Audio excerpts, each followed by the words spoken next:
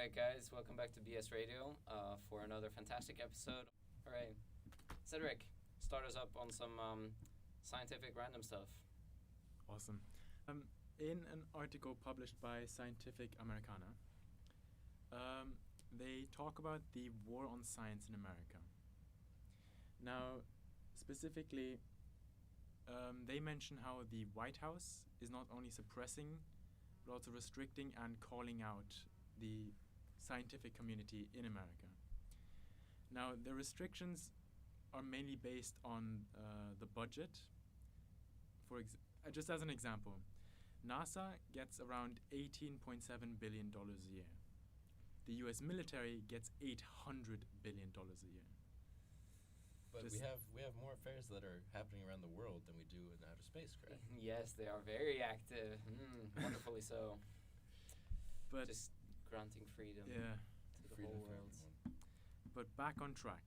They call out scientists for being irrational and fake. They go as far as to call them magicians who aren't properly working. They're basically just coming up with theories with no proof, Just crazy notions and stuff. Crazy people coming up with crazy theories. Just saying things off the top of their head, basically. Exactly. Jeez. That's Even though the government are the ones who created these alternative facts. Yeah. I'm pretty sure we're all familiar with this. Yep. For those who have had the pleasure of studying that in language and literature, and for those who haven't, an alternative fact is basically a lie. But it's by the government, so it's okay. And the areas scientists are allowed to study are increasingly becoming more narrow. Increasingly becoming more narrow. Is that? So they're becoming more finite. That's a very roundabout way of saying something very simple. Yeah.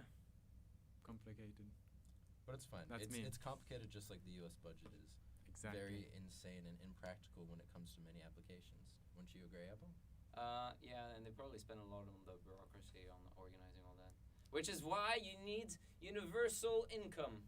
Universal income is good. I'll tell you more about it afterwards. Carry on, Cedric. Thank you for that comparison, Raf. Yep.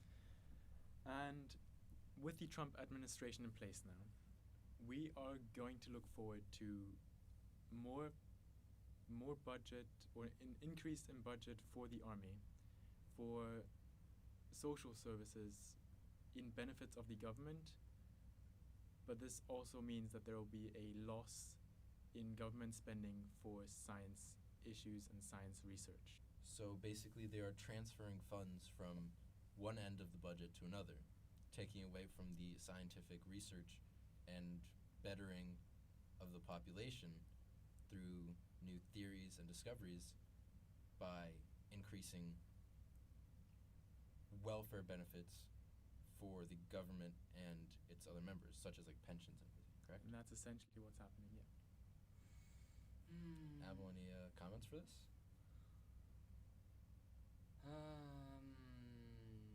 Well, you said that the fields are only in environmental...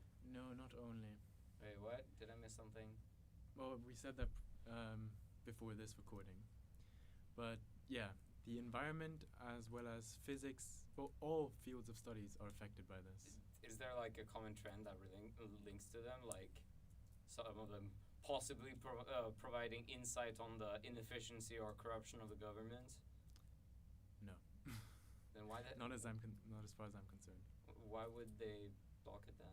I think there's an assumption that the sciences aren't as needed in the government budget. Exactly. So they can execute them without having larger ramifications, opposed to that's what they think will happen. Because as of now, I think we mentioned this in our first podcast.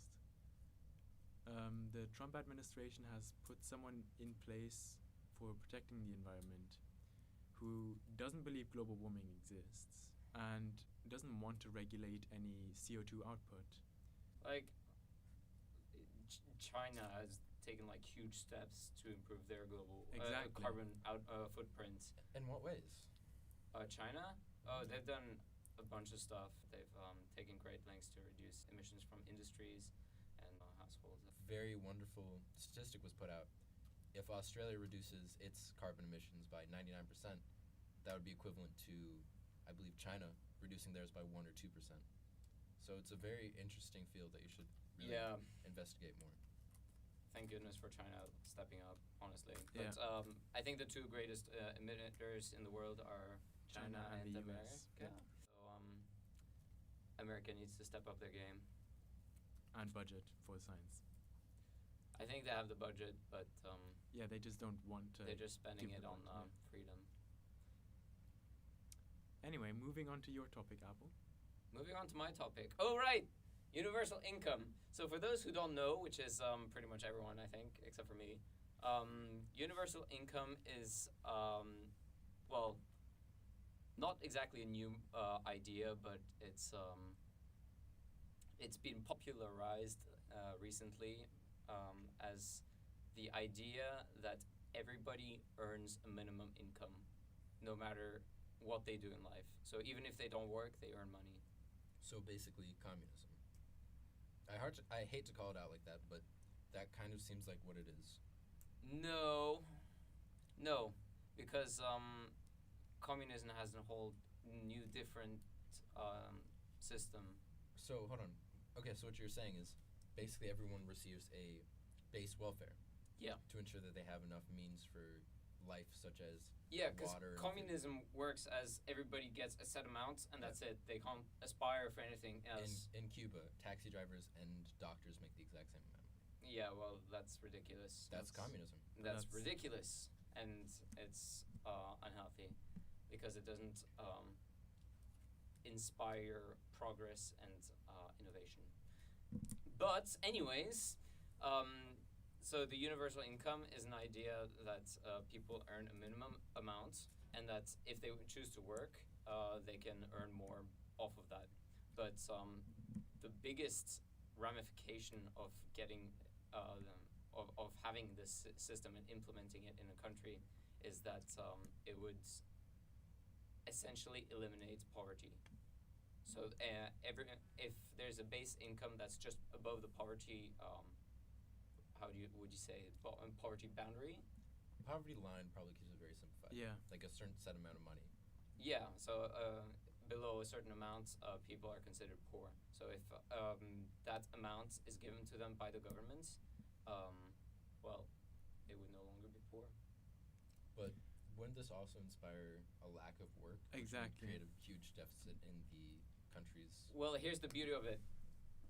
The people who don't work are pretty much those who are living underneath the poverty line.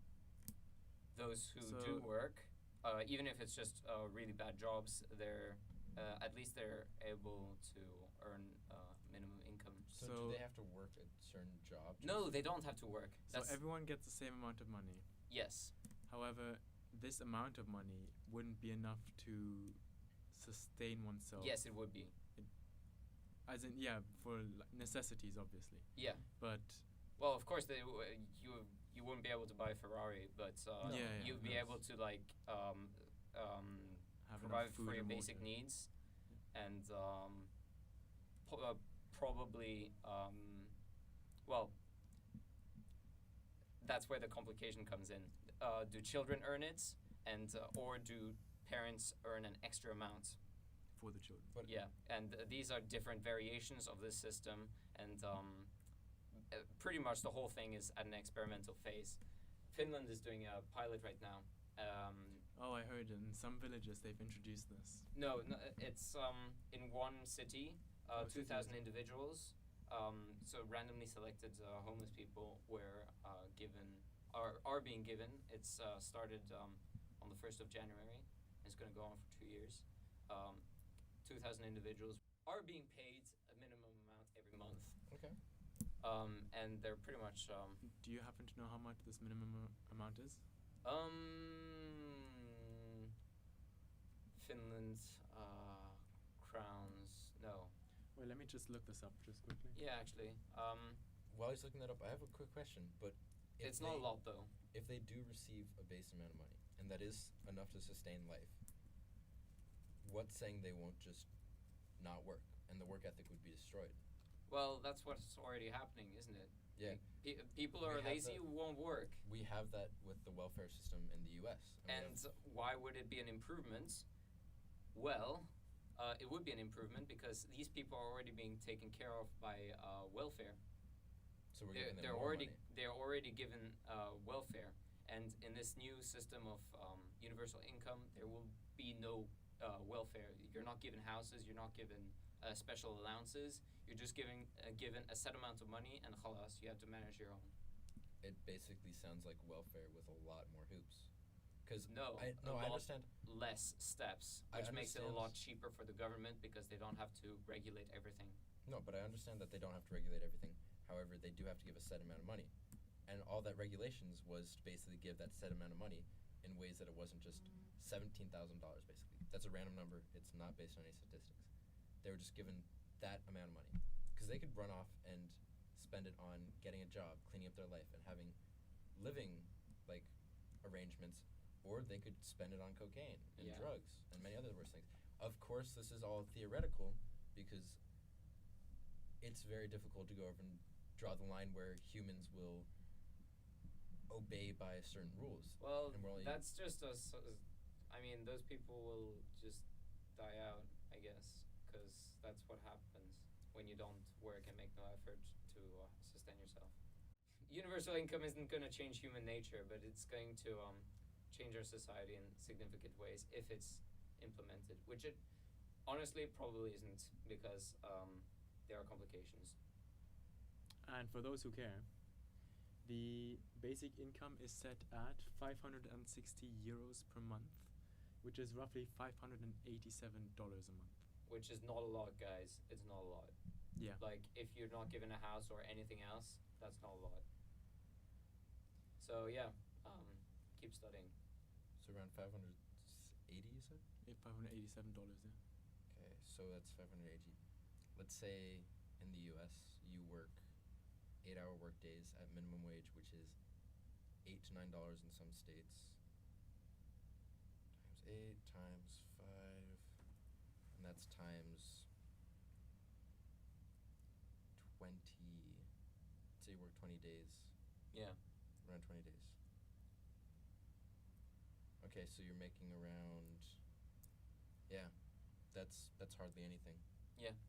That's very, very bare bones. But it means that those who are unable to work, like those who are too young or don't have any experience or anything, they can still live in a way that's respectable. And not only this, I feel like it can also be a motivation to work. Because if you already have a base income, Yeah, exactly. even You're just safe. like a Attract you small, to like a better, yeah. hairdresser or something, Yeah. Yeah. people who don't really earn too much usually, if they get this extra boost, it could really help them out. Yeah. That's very true. And of course, it would impact the poverty cycle. Hey! We're not doing that now. Yeah, no. Let's not go Economics, into yeah. that. Raphael, why don't you tell us about your very special topic that you? Shying away from the humanities, which we've been really focusing on in the second segment. Going back to the sciences. Very, very recently, I read an article, and I read it a while ago. It was about arsenic, My favorite. As in the very element. dangerous Okay. element, which can be very fatal. No, Tell it's us about it. not. Come Silly on. Yeah, yes, it is. scientists. No, It's You just don't a know, I see. fable.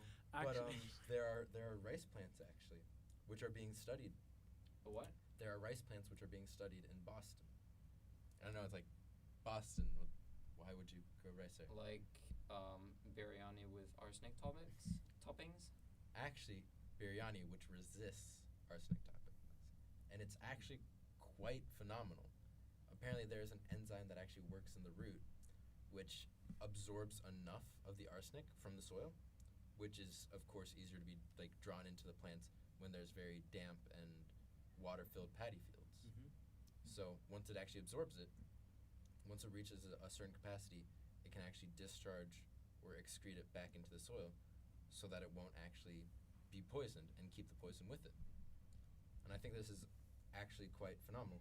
There's not too many practical applications now, of course.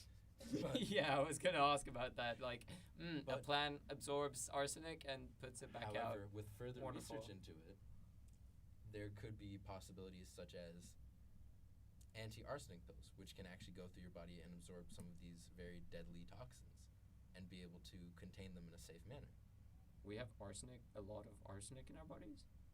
No, but if someone was to be poisoned by it, it would be a Just casually takes a arsenic pill.